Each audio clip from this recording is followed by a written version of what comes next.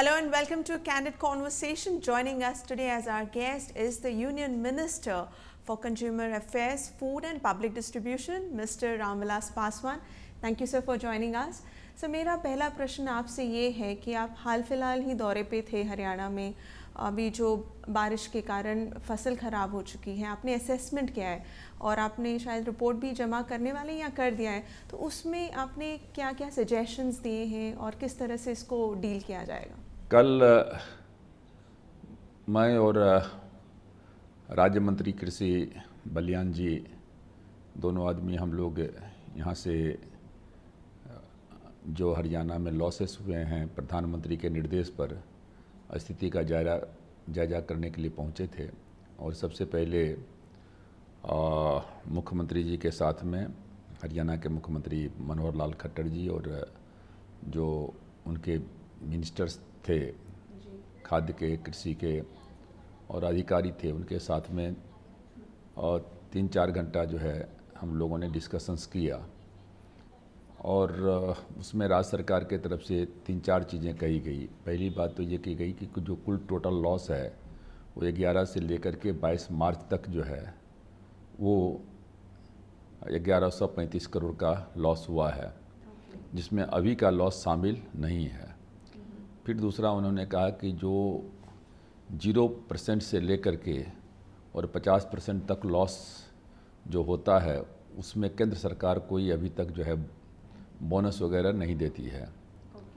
तो एक तो था कि जो 0% से लेकर के और 50% तक जो लॉस हो उस पर जो है सरकार को जो है प्रति एकड़ 100 रुपया के हिसाब से देना चाहिए बोनस।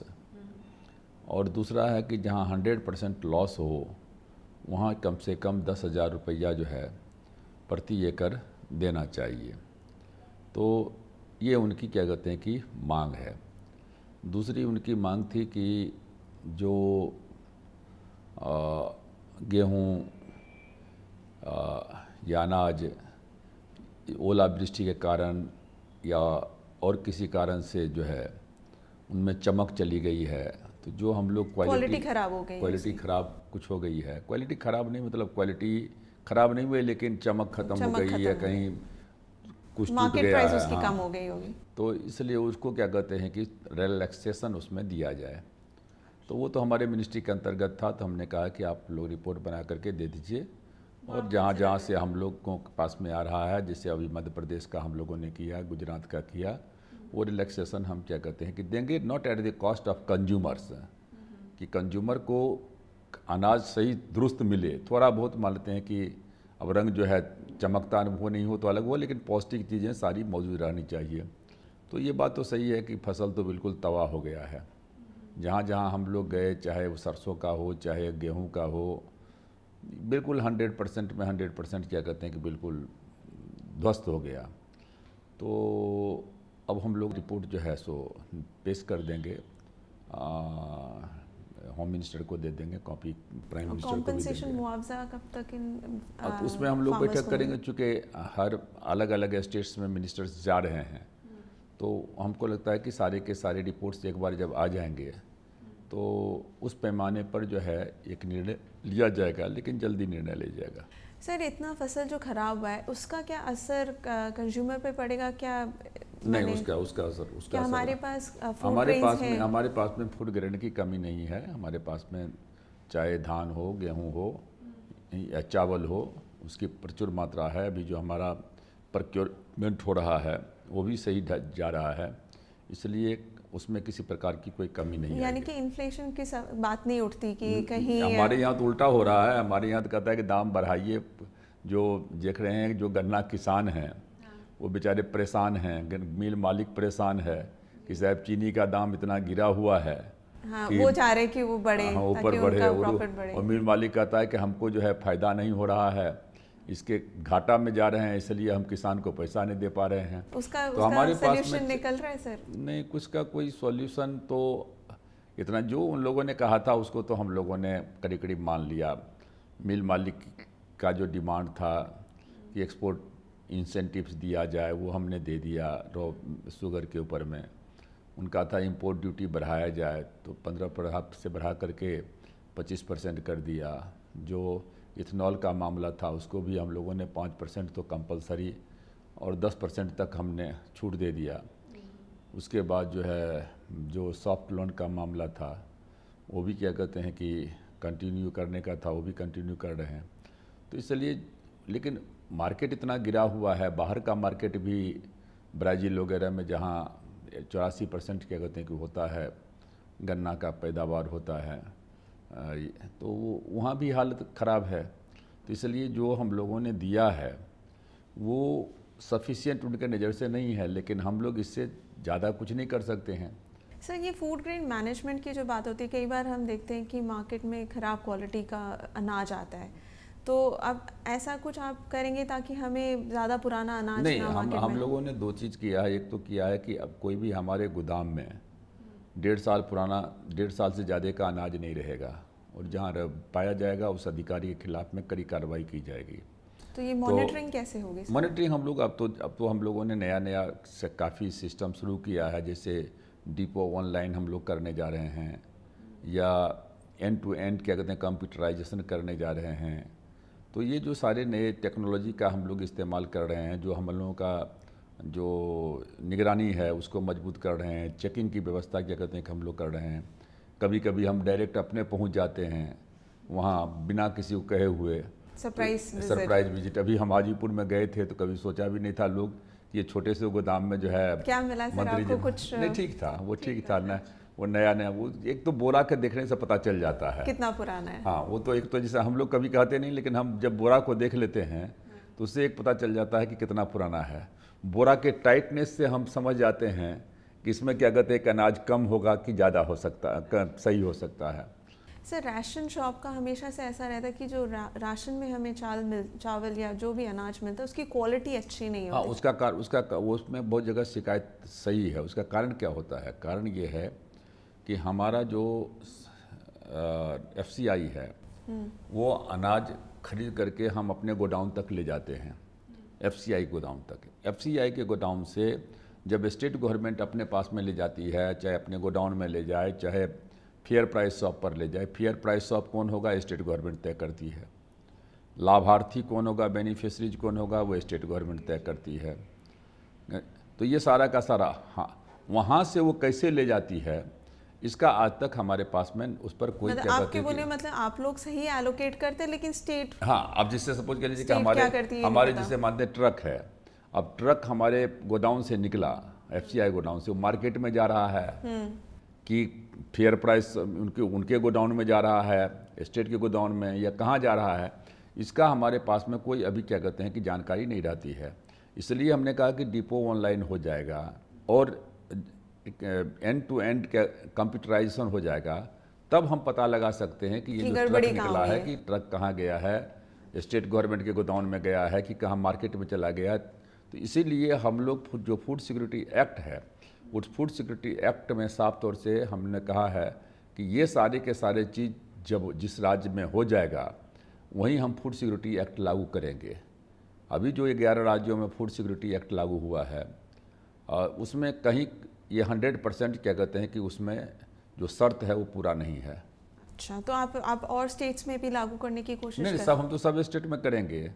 हमने तो कह दिया मार्च तक का हमने समय दिया था, अभी 6 महीना का समय और बढ़ाए हैं, तो करेंगे तो हर स्टेट में करना है, लेकिन करना है तो फुल प्रूफ के साथ में करना है, ताकि कहीं घपला ना हो सके। घपला ना हो। Time for a short commercial break, we will be back soon.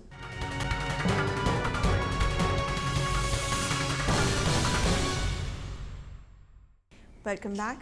Consumer protection act के अमेंडमेंट्स के ऊपर कुछ आप कर रहे हैं, क्योंकि कंज्यूमर्स खासतौर पे आजकल काफ़ी लोग परेशान रहते हैं कंज्यूमर गुड्स को लेकर, तो उनके चेक्स एंड बैलेंसेस के लिए कंज्यूमर प्रोटेक्शन एक्ट में क्या क्या अमेंडमेंट्स आप करना चाह रहे हैं? देखिए, मेन चीज़ तो है कि एक कंज्यूमर कोर्ट है, तो कंज्यूमर मेन पहला है कंज्यूमर की शिकायत को दर्ज करना। तो वो अभी उनके पास में एक ही ऑप्शन है, वो है कंज्यूमर कोर्ट्स जिसको कहते हैं। हालांकि उसका नाम डिस्ट्रिक्ट कंज्यूमर फोरम है, स्टेट कंज्यूमर कमीशन है, नेशनल कमीशन है, लेकिन कोर्ट माना जाता है कि कंज्यूमर कोर्ट है। तो एक तो हमको सबसे बड़ी बात है कि उसको सरल बनाना है कि कैसे आम आदमी वहाँ जा कर के आसानी से पहुँच सके, उनको जजमेंट मिल सके, लेकिन हम उसको पावर भी देना चाहते हैं कि पावर भी उसको देना चाहते हैं कि उससे जो जो क्या कहते हैं कि जो गलत काम करने वाले हैं उनको भय भी रहे उन्होंने। हाँ, तो वो ज़रूरी है। हाँ, और उन दोनों को टाइट करना है। अभी हम बैठक बुलाने जा रहे हैं पूरे देश के जितने भी ये कंज्यूमर कोर्ट्स हैं, डिस्ट्रिक्ट से लेकर के और नेशनल लेवल तक, उसका हम एक सम्मेलन जो है हम बुलाने जा रहे हैं विज्ञान भवन में, और उसमें हम डिटेल में जाएंगे। तो एक तो जैसे अभी हम लोगों ने कहा है कि साहब जो पैसा राशि रखा गया है डिस्ट्रिक्ट में, स्टेट में, उसको बढ़ाया जाए, नंबर एक। नंबर दूसरा है कि जो भी कंप्लेन आवे उसको दर्ज किया जाए। 15 दिन के अंदर में यदि कंप्लेन दर्ज नहीं होता है तो ऑटोमेटिक दर्ज माना जाएगा, उस पर कार्रवाई शुरू हो जाएगी। 2 लाख रुपया तक यदि मानते हैं कि आपको ग्रीवेंसेस है, तो कि आपका केस है, तो वहाँ को एक वकील रखने की आवश्यकता जो है, आप खुद ही फाइट कर लीजिए, खुद फाइट कर लीजिए। तो ये क्या कहते हैं कि जो है कहीं इंफ्रास्ट्रक्चर नहीं है, डिस्ट्रिक्ट में 90% केस आते हैं, कहीं ऑफिस भी नहीं है, कहीं बेंच नहीं है, कुर्सी नहीं है, कुछ नहीं है, ये बैठने के लिए नहीं है, जाने के लिए कुछ नहीं है। तो अभी हमने किया था कंज्यूमर्स डे के ऊपर में पूरा दिन हम डिस्कशन करवाए थे। तो एक तो कंज्यूमर्स कोर्ट को जो है सरल और मजबूत करना है, और फास्ट ट्रैक पे भी डालने की हाँ, कोशिश और करें इसको ताकि जल्दी जजमेंट हाँ, मतलब 3 महीने के अंदर में मस्ट है।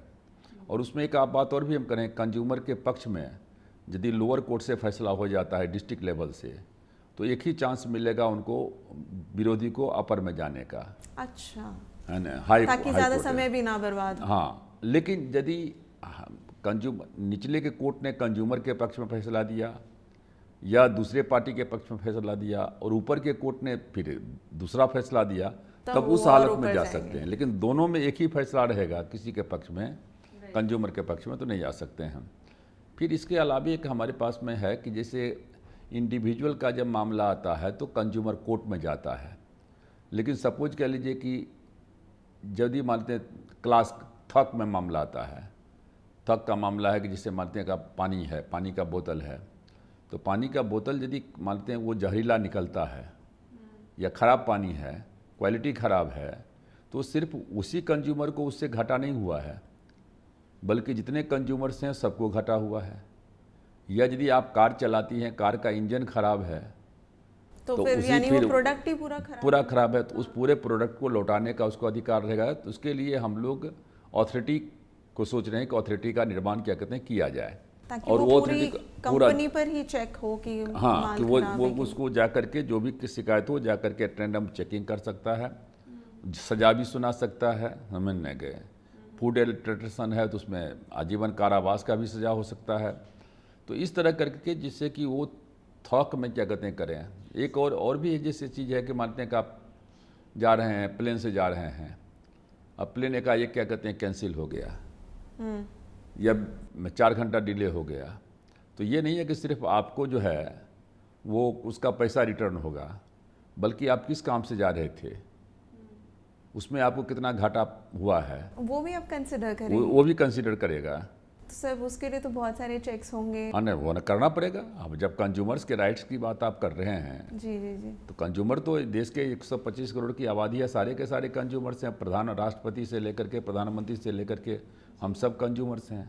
बिल्कुल। तो उसके इंटरेस्ट की अभी तक, अब जैसे आप सपोज कर लीजिए मिसलीडिंग एडवर्टीजमेंट है जो कि ज़्यादातर ऑनलाइन आ रही है, ऑनलाइन आ रही है अब, और सबसे अब अभी तक तो खैर मीडिया के खिलाफ में कार्रवाई होती है, लेकिन जो लोग मिसलीडिंग एडवर्टीजमेंट दे रहे हैं उनके खिलाफ में तभी तक कोई कार्रवाई नहीं हुई तो है। सर ये रेगुलेशन कैसे करेंगे ई कॉमर्स की बात अगर हम हाँ, ऑनलाइन, जैसे अब ई कॉमर्स है, अब उसमें मानते हैं कि आ रहा है धड़ल्ले से आ रहा है कि आप टेलीफोन कीजिए, सामान आ रहा है तो नहीं कुछ का कुछ आ जाता है, कुछ का कुछ आ एक्स्ट्रा रहा चार्जेस है, कभी वो डिफॉल्ट है, भेजने वाला ही डिफॉल्ट है।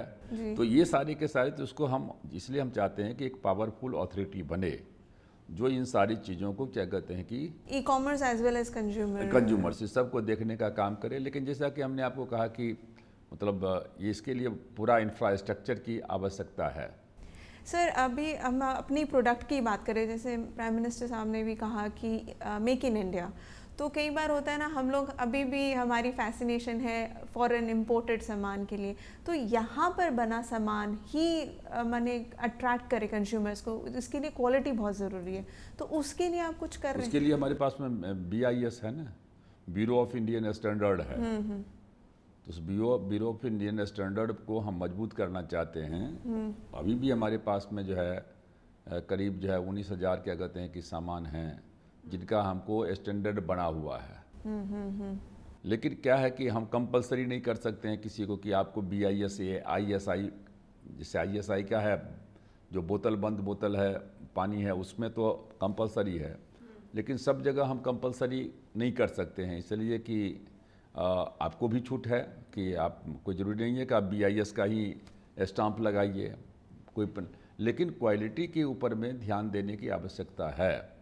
और उसके लिए अभी कैबिनेट नोट हम लोगों ने किया है, सर्कुलेशन में भी क्या कहते हैं है, तो उसमें क्या अमेंडमेंट हो सकता है कि स्टैंडर्ड भी मेंटेन रहे और फिर से कोई जो इंस्पेक्टर राज भी नहीं आवे। उसका भी डर होता है ना कि हम स्टैंडर्ड के बहाने यदि हम पावर दे देंगे, कौन करेगा जांच, कौन करेगा? इंस्पेक्टर करेगा, ऑफिसर करेगा। तो वो करप्शन बढ़ने का भी एक जरिया है। करप्शन बढ़ने का भी है। तो एक स्टैंडर्ड भी मस्ट रहे और दूसरे तरफ में कोई जो है असुविधा भी नहीं हो, इंडस्ट्रीज को भी असुविधा नहीं हो। तो इस पर हम दोनों तरफ विचार कर रहे हैं। उसमें प्रोडक्ट्स भी आप बढ़ा देंगे? हमने तो एक दिमाग में बनाया था, कितने सारे प्रोडक्ट्स को हम अंडर कंपल्सन लाएंगे, कंपलसरी कर देंगे, लेकिन फिर वही हमारे दिमाग में फिर बात घूम करके आई कि हम कंपलसरी तो कर देंगे कि ठीक है हम आपको स्वेच्छा से कर देंगे, वॉलंटरी, कि आप हमने स्टैंडर्ड तय कर दिया है और आप क्या कहते हैं कि आप अपने क्या कहते हैं कि स्टैंडर्ड को देखो और आप हमको कह दो कि हमारा ये स्टैंडर्ड का सामान आपने तय किया है, हमको BIS का मार्का चाहिए या ISI का मार्का चाहिए। तो ये हमने कर दिया, उसमें आने भी लगे लोग, लेकिन अब डर इसी बात का है कि करप्शन का डर है कि फिर जब वो आएगा, आने के बाद आप सारा चीज़ वो आपने तय कर लिया और फिर जाकर के अफसर गया और उसने कहा दिया कि नहीं इसमें तो ये त्रुटि है, उसमें तो ये त्रुटि है, इतना पैसा दो, इतना पैसा दो। उसके लिए आप क्या सोच रहे हैं? ये हमने कहा ना कि ये जो दोनों चीज़ें हैं तो इस पर जो है कैसे किया जाए, तो इस पर हम लोग चाहते हैं कि एक विचार विमर्श भी हो, डिस्कशन, ओपन डिस्कशन भी होना चाहिए। अब हम अगर बिहार पॉलिटिक्स पे आए तो अभी हाल फिलहाल में जो नीतीश और लालू का अलायंस हुआ है और बिहार इलेक्शंस अभी आने ही वाले हैं, तो आप क्या कंसर्न है इस चीज़ को लेकर? कुछ नहीं, देखिए वो सब कुछ नहीं होने वाला है। अलायंस का मतलब होता है गठबंधन, और चुनाव तक आते आते वहाँ होगा लठबंधन, लाठी चलेगी। अब ये जिस कैंडिडेट को टिकट नहीं मिलेगा तो वहाँ मानने वाला है क्या? खास करके लालू जी के जो कैंडिडेट सब जो हैं वो कहीं चुकेंगे, वो सब जगह खड़ा होगा, टिकट मिले नहीं मिले और वो अपना वोट लेकर के जाएगा। हम लोगों का पास्ट का अनुभव है, तो इसलिए जो है वही हालत नीतीश कुमार का है। तो सबसे बड़ी बात है कि नीतीश कुमार 150 सीट से कम नहीं लड़ना चाहेंगे, लालू यादव 150 सीट से कम नहीं लड़ना चाहेगी, कांग्रेस 100 सीट से कम नहीं लड़ना चाहेगी। तो 400 सीट है कि 243 है ना, तो क्या करेंगे? तो आपको लगता है कि ये महागठबंधन की जो बातें हो रही हैं, ये सारी चीज़ें ये कहीं मेटेरियलाइज नहीं होंगी? कुछ नहीं, अभी तो इससे हम टीवी में देख रहे हैं कि कह रहे हैं कि इस महीना के 20 तारीख तक जो है विलय हो जाएगा, पार्टी का नाम सब पार्टी एक साथ विलय कर जाएंगे। अब ये तो हम सुन रहे हैं पिछले 6 महीने से, तो अब 26 तारीख तक और इंतजार करेंगे आज के बाद के, देखेंगे क्या होता है। सर, सुनने में आ रहा है कि कहीं ना कहीं बीजेपी में भी ऐसे विचार विमर्श चल रहा है कि नीतीश बीजेपी के साथ फाइट करें, ऐसा कुछ? आई डोंट थिंक सो, ऐसा कुछ नहीं है। जो बिहार के कहाँ से है वो ठीक है, मानते हैं कि, लेकिन जो बिहार के जितने लीडर्स हैं उन्होंने साफ तौर से कह दिया है कि जो RSS के भी जो लोग हैं, बीजेपी के भी लोग, उन्होंने साफ कह दिया है कि नहीं, जो आदमी जाकर के प्रधानमंत्री को इतना बेइज्जत कर सकता हो जी, सत्ता के हम इतना चूराता हो कि खाने के न्योता दे करके और पत्तल गायब कर देता हो। प्रधानमंत्री के क्या कहते हैं कि उसमें प्रधानमंत्री नहीं थे लेकिन अब मुख्यमंत्री तो थे ही, लेकिन उसके बावजूद भी जिस तरीके से पटना में बम ब्लास्ट हुआ उनकी सभा में और जिस तरह से सिक्योरिटी का मजाक उड़ाया गया, उसके बाद ये तो अनथिंकेबल है। सर, जहाँ तक स्ट्रैटेजी का सवाल है, क्या बिहार इलेक्शन के पहले सीएम कैंडिडेट डिक्लेयर करना चाहिए कि नहीं बीजेपी के ऊपर में है, उसमें हमारा कोई कमेंट या नहीं पीएम के अंडर ही पूरा इलेक्शन देखिए, लड़ना हमने चाहिए? शुरू में कहा था इस बात को, शुरू में ही हमने कहा था कि कि प्राइम मिनिस्टर के नेतृत्व में उनके नाम पर चुनाव लड़ा गया पूरे देश में। महाराष्ट्र में हम जीते, समझने गए, हरियाणा में 4 से लेकर के 46 सीट पर पहुंच गए। उसके बाद क्या कहते हैं कि झारखंड में सरकार क्या कहते हैं कि पूर्ण बहुमत के साथ में बनी। इवन क्या कहते हैं जम्मू कश्मीर में जो कभी नहीं सोच सकता था, वहाँ क्या कहते हैं कितना सीट मिला और सरकार में क्या है। एक जगह पर जरूर हुआ दिल्ली में, क्या कहते हैं कि कैंडिडेट के नाम पर क्या कहते हैं चुनाव नहीं लड़ा गया, लेकिन कैंडिडेट की घोषणा की गई। बाकी तो कई जगह घोषणा नहीं की गई। नहीं।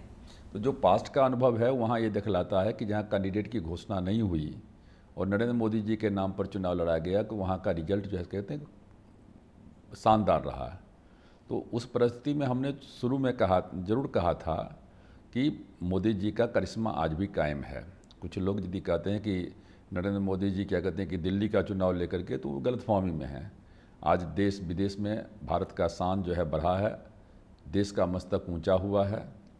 समझने के फॉरेन पॉलिसी हमारी क्या कहते हैं काफ़ी क्या कहते हैं विदेश नीति जो सफल रही है।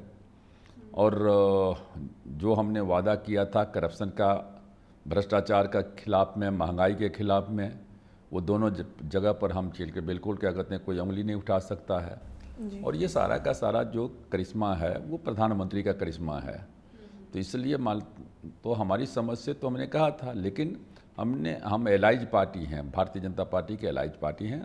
और भारतीय जनता पार्टी के जितने हमारे बिहार में सब हमारे मित्र हैं, क्लोज हैं। कोई किसी से हमारा कोई जरा सा भी इफ एंड बट नहीं है। तो ये भारतीय जनता पार्टी के ऊपर में है कि भारतीय जनता पार्टी का नेतृत्व क्या निर्णय लेती है। जो निर्णय लेगी हम साथ में हैं। सर, आपको क्या लगता है बिहार इलेक्शन में किस तरह की परफॉर्मेंस कर पाएगी बीजेपी? हम लोग 85% सीट जीतेंगे, 85% सीट जीतेंगे। देख लीजिएगा रिजल्ट।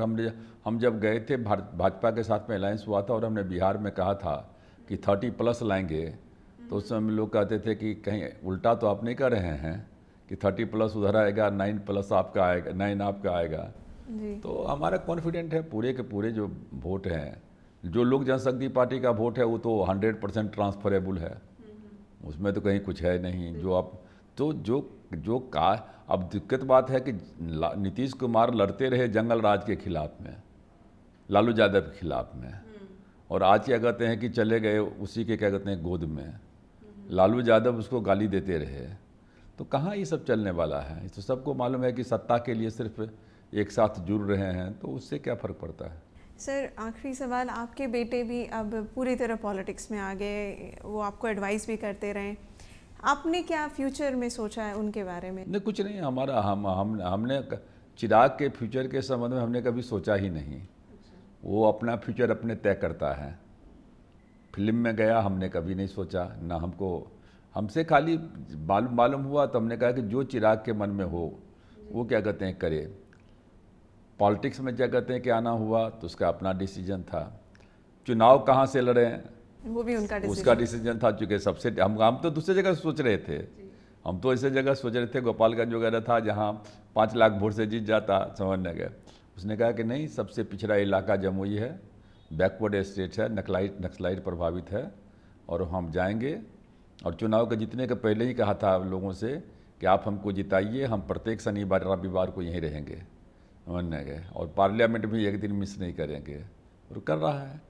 तो इसलिए जो है वो मतलब चिराग के संबंध में हमको कोई चिंता है भी आप नहीं। बहुत लिबरल फादर में गिने जाएंगे। बिल्कुल, हम तो इतना लिबरल है, वो किया हम उन्होंने। तो अपना लिबरल है कि अभी तक उसकी शादी नहीं हुई है, और शादी नहीं हुई तो उसी पर छोड़े हुए हैं। लेकिन तुम आप लड़की कोशिश कर रहे खोजो, होंगे, वो उसके लिए भी कोशिश जारी होगी। नहीं, उसके लिए वो कहता है कि पापा मम्मी तय करें।